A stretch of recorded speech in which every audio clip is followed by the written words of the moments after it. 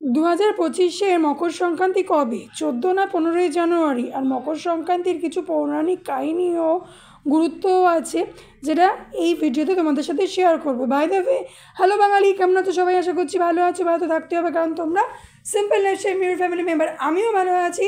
তো অনেক দিন বাদে আজকে একটা ইনফরমেশন ভিডিও তোমাদের কাছে নিয়ে চলে এসেছি। তো চলো বেশি না বকে ভিডিওটা স্টার্ট করি। ভালো লাগলে like, comment, share and subscribe করে দিও। তো চলো স্টার্ট করা যাক। মকর সংক্রান্তি হিন্দুদের একটি প্রধান উৎসব। পৌষ মাসে সূর্য যখন মকর রাশিতে প্রবেশ করে তখনই এই উৎসব পালন করা হয়। এই বছর মকর সংক্রান্তি উৎসব পালন করা হবে 14ই জানুয়ারি। ঋতু পরিবর্তনের শুরু হয় মকর সংক্রান্তি থেকে এবং এই দিন স্নান ও দান করার মতো কাজগুলো বিশেষ বিশেষ তাৎপর্যপূর্ণ বলে আমরা কিন্তু মনে করি। মকর সংক্রান্তি হিন্দুদের একটা প্রধান উৎসবের মধ্যেও পড়ে থাকে এবং এই উৎসবটি সূর্য দেবতা তার পুত্র শনির সঙ্গে দেখা করতে আসেন। এই উৎসবের সঙ্গে সূর্য ও শনির সংযোগের কারণে একটি অত্যন্ত গুরুত্বপূর্ণ হয়ে ওঠে। সাধারণত শুক্র এই সময় উদয় হয়, তাই এখান থেকে শুভ কাজ শুরু হয়। কোষ্ঠীতে সূর্য বা শনির অবস্থান খারাপ থাকলে এই উৎসবে বিশেষ পুজো করলে তা সংশোধন করা হয়। মকর সংক্রান্তির শুভ সময় মকর সংক্রান্তি এইবার পালন করা হবে শুধুমাত্র 14ই জানুয়ারি 2025-এ। এই দিন সূর্য মকর রাশিতে প্রবেশ করবেন সকাল 8টা 41 হিন্দু পঞ্জিকা অনুযায়ী। মকর সংক্রান্তির পূর্ণকালের সময় হচ্ছে 9টা 3 থেকে 5টা 46 পর্যন্ত এবং মহাপূর্ণকালের সময় হবে ওই একই সময়তে। তো এই গেল তোমার সমস্ত কিছু। এবারে মকর সংক্রান্তিটা কবে পড়েছে সেটাও তোমাদের সাথে একটুখানি ডিটেলসে শেয়ার করে দিই, আর এই যে পৌরাণিক তত্ত্ব সেটাও শেয়ার করি। বলা হয় মকর সংক্রান্তিতে দান করা খুব গুরুত্বপূর্ণ। এর পিছনের কারণ হলো মকর রাশির অধিপতি হলেন শনিদেব, যিনি সূর্যকে নিজের শত্রু মনে করেন।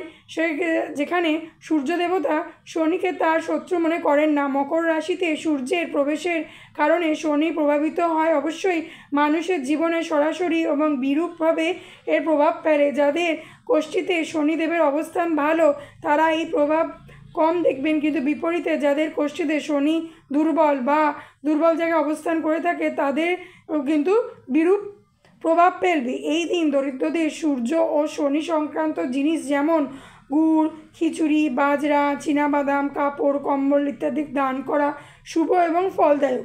মকর সংক্রান্তিতে এই জিনিসগুলি দান করলে সূর্য ও শনির শুভ ফল পাওয়া যায়। তবে খিচুড়ি, বাজরা, মুগ এবং উড় চাল দিয়ে তৈরি হওয়া এই দিন যে খিচুড়িটা বিশেষ গুরুত্বপূর্ণ কিন্তু আমরা মনে করে থাকি। এবার জেনে নেওয়া যাক যে 14 না 15 মকর সংক্রান্তি ঠিক কবে পড়ছে। হিন্দুদের কাছে এটি বিশেষ দিন হচ্ছে মকর সংক্রান্তি। জ্যোতিষশাস্ত্র অনুযায়ী সূর্য রাশির পরিবর্তনের দিনই হলো সংক্রান্তি। এই দিনে সূর্যের উত্তরায়ণ শুরু হয়, অর্থাৎ সূর্য উত্তরমুখে যাত্রা করে। সূর্যের নবম রাশি ধনু থেকে দশম রাশি মকরে প্রবেশ করে। বাংলা ক্যালেন্ডারে নবম মাস অর্থাৎ পৌষ মাসের সমাপ্তির দিনটি মকর সংক্রান্তি বলা হয়। দেশে বিভিন্ন প্রান্তে নানা উৎসবের মধ্যে দিয়ে এই বিশেষ দিনটি পালন করা হয়। নানান নামেও রয়েছে এই দিনটি। উত্তরপ্রদেশে মকর সংক্রান্তি, তামিলনাড়ুতে পোঙ্গাল, গুজরাট ও রাজস্থানে উত্তরায়ণ, হরিয়ানা এবং পাঞ্জাবে মাঘী, মহারাষ্ট্র, গোয়া, অন্ধ্রপ্রদেশ, পশ্চিমবঙ্গ, কর্ণাটক, তেলেঙ্গানায় এই বিশেষ দিনটি পৌষ সংক্রান্তি নামে আমরা কিন্তু পালন করে থাকি। হিন্দু ক্যালেন্ডার অনুযায়ী মল মাস হচ্ছে অশুভ। এই দিনে সূর্য মকর রাশির ঘর থেকে কুম্ভ রাশির দিকে আগমন করে, তাই মল মাসের সমাপ্তিও হয়ে থাকে। একে বলা হয় মকর সংক্রান্তি। ক্যালেন্ডারের মতে 2025 সালে মকর সংক্রান্তির দিকটি 14 জানুয়ারি মঙ্গলবার পড়েছে। টাইম তোমাদের সাথে আগেও শেয়ার করেছি। বাঙালিরা এই দিনে পিঠে পুলি খেয়ে উৎসব পালন করে। গুজরাটে এই দিনটি ঘুড়ি ওড়ানো হয়। মহারাষ্ট্রে পুরাণ পোলিও খাওয়ানো হয়। এই দিনটি আসন্ন মকর সংক্রান্তিতে কুম্ভ মেলার আয়োজনও করা হয় উত্তরপ্রদেশে প্রয়াগরাজে। 12 বছর পর পর মহাকুম্ভের আয়োজনও এখানে করা হয়ে থাকে। এই বছর মহাকুম্ভ উপলক্ষে প্রায় 40 লক্ষ পুণ্যার্থী সমাগম হয়েছে বলে জানা গেছে। পশ্চিমবঙ্গে গঙ্গাসাগরের মেলাও এই আয়োজন করা হয় মকর সংক্রান্তির দিনকেই। এই গেল মকর সংক্রান্তির তোমার গুরুত্ব। মকর সংক্রান্তি কবে সেটাই তোমাদের সাথে এই ভিডিওতে শেয়ার করলাম। ভিডিওটা থেকে যদি তোমরা একটুও হেল্প পাও বা উপকার পাও অবশ্যই আমাকে কমেন্ট করে জানিও, কমেন্ট করতে ভুলো না। আর ভিডিওটা যদি ভালো লেগে থাকে like comment share and subscribe করো। সাবস্ক্রাইবের পাশে বেল আইকনটা ক্লিক করে দিও, তাহলে তোমাদের কাছে নোটিফিকেশান চলে যাবে, কারণ আরও ইনফরমেশন ভিডিও আসতে চলেছে। তো সবাইকে আমার তরফ থেকে হ্যাপি মকর সংক্রান্তি। খুব ভালো করে মকর সংক্রান্তি উদযাপন করো, পিঠে পুলি খাও, আমিও খাবো, তার ভিডিও তোমাদের কাছে শেয়ার করব কী কী পিঠে বানালাম না বানালাম। তো চলো আজকের মতো এখানেই টাটা বাই বাই হচ্ছে, দেখা হচ্ছে অন্য কোনো দিন অন্য ব্লগে। সোম বুধ শুক্র যেমন আছি বড় ভিডিও, আর বাদবাকি দিন মিনি ব্লগ শেয়ার করব।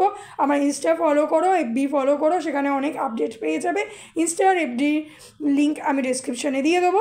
তো চলো অনেক বকবক করে ফেললাম, আজকের মতো এখানেই বিদায় নিলাম, tata bye bye, take care.